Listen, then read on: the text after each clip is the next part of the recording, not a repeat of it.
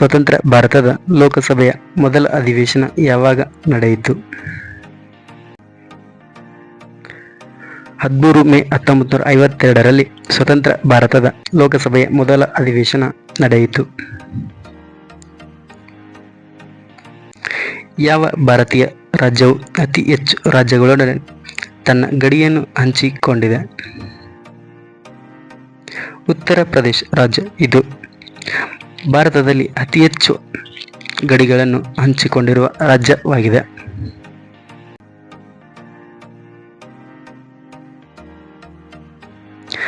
ಕೆಳಗಿನವುಗಳಲ್ಲಿ ಭೂಮಿಯ ಹೊರ ಪದರದಲ್ಲಿ ದ್ರವ್ಯರಾಶಿಯಿಂದ ಹೆಚ್ಚು ಹೇರಳವಾಗಿರುವ ಅಂಶ ಯಾವುದು? ಆಮ್ಲಜನಕ. ಇದು ಭೂಮಿಯ ಹೊರ ಪದರದಲ್ಲಿ ದ್ರವ್ಯರಾಶಿಯಿಂದ ಹೆಚ್ಚು ಹೇರಳವಾಗಿರುವ ಅಂಶವಾಗಿದೆ.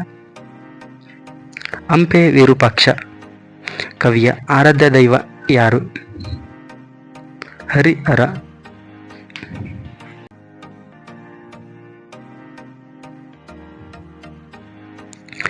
ಪರಮಾಣು ರಿಯಾಕ್ಟರ್ನಲ್ಲಿ ಭಾರಜಲದ ಕಾರ್ಯವು ಏನು? ನ್ಯೂಟ್ರಾನ್ಗಳು ವೇಗವನ್ನು ನಿಧಾನಗೊಳಿಸುವುದು.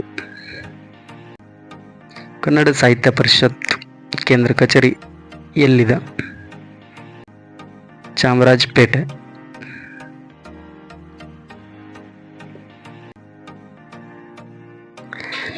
ಅದಿಬದೆಯ ಧರ್ಮ ಕೃತಿಯನ್ನು ಬರೆದವರು ಯಾರು? ಸಂಚಿ ಹೊನ್ನಮ್ಮ. ಅಶೋಕನು ಯಾವ ರಾಜ ಮನೆತನಕ್ಕೆ ಸೇರಿದವನು? ಅಶೋಕನು ಮೌರ್ಯ ರಾಜ ಮನೆತನಕ್ಕೆ ಸೇರಿದವನು. 1945ರಲ್ಲಿ ಜನತಾ ಯೋಜನೆಯನ್ನು ರೂಪಿಸಿದವರು ಯಾರು?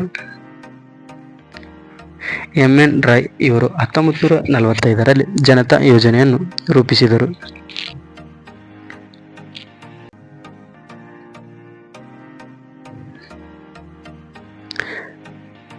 ಚೆಲಯ್ಯ ಸಮಿತಿಯು ಈ ಕೆಳಗಿನ ಯಾವುದಕ್ಕೆ ಸಂಬಂಧಿಸಿದೆ?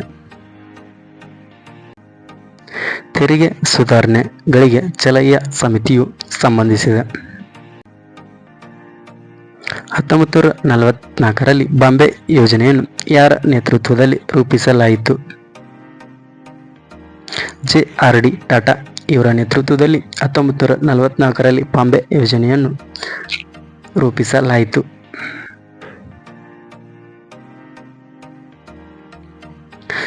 ಶಾಶ್ವತ ಸಂಶೋಧನಾ ಕೇಂದ್ರ ದಕ್ಷಿಣ ಗಂಗೋತ್ರಿ ಯಾವ ದೇಶದಲ್ಲಿದೆ?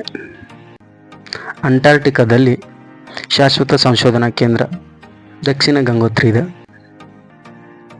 ದೇಶದ ಮೊದಲ ಸಬರ್ಬನ್ ರೈಲ್ವೆ ಎಲ್ಲಿ ಆರಂಭವಾಯಿತು? ಮುಂಬೈನಲ್ಲಿ.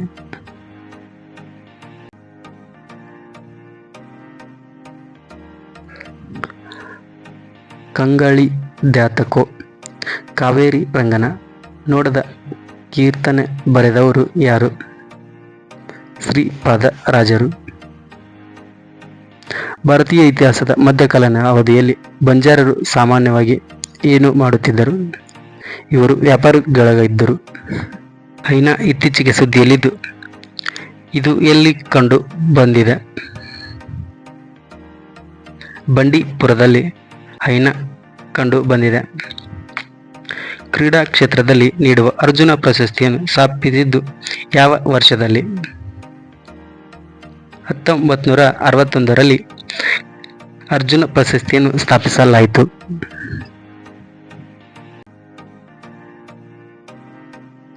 ಮಿಯಾಜಾಕಿ ತಳಿ ಇತ್ತೀಚೆಗೆ ಸುದ್ದಿಯಲ್ಲಿದ್ದು ಯಾವ ಹಣ್ಣಿಗೆ ಸಂಬಂಧಿಸಿದೆ? ಇದು ಮಾವಿನ ಹಣ್ಣಿಗೆ ಸಂಬಂಧಿಸಿದೆ. ರೂಕ್ ಎಂಬ ಪದವು ಯಾವ ಕ್ರೀಡೆಗೆ ಸಂಬಂಧಿಸಿದ್ದು? ರೂಕ್ ಎಂಬ ಪದವು ಚೆಸ್ಗೆ ಸಂಬಂಧಿಸಿದೆ.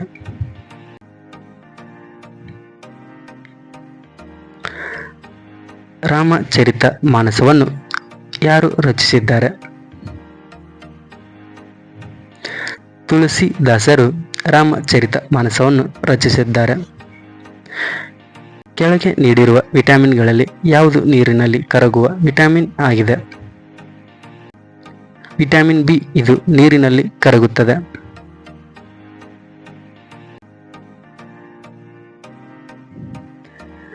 ಮುರಳಿ ಪಿಳ್ಳೈ ಅವರು ಯಾವ ದೇಶದಲ್ಲಿ ಸಚಿವರಾಗಿ ನೇಮಕವಾಗಿದ್ದಾರೆ? ಸಿಂಗಾಪುರ್. ತಾಜ್ ಮಹಲ್ ಅನ್ನು ನಿರ್ಮಿಸಿದ ಶಿಲ್ಪಿ ಯಾರು? ಉಸ್ತಾದ್ ಈಸಾ. ವಿಶ್ವ ವಲಸೆ ಹಕ್ಕಿ ದಿನ 2024 ಥೀಮ್ ಕೀಟಗಳು.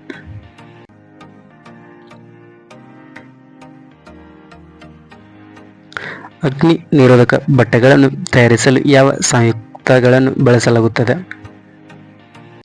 ಅಲ್ಯೂಮಿನಿಯಂ ಸಲ್ಫೇಟ್ ಅನ್ನು ಬಳಸಲಾಗುತ್ತದೆ. ಜೂಕ್ಸ್ ಎಂಬುದು ಇತ್ತೀಚೆಗೆ ಸುದ್ದಿಯಲ್ಲಿದ್ದು ಇದು ಏನಾಗಿದೆ? ಇದೊಂದು ಸ್ವಯಂಚಾಲಿತ ರೋಬೋಟ್ ಕ್ಯಾಬ್.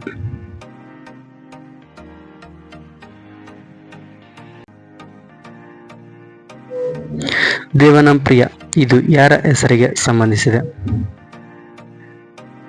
ಅಶೋಕ.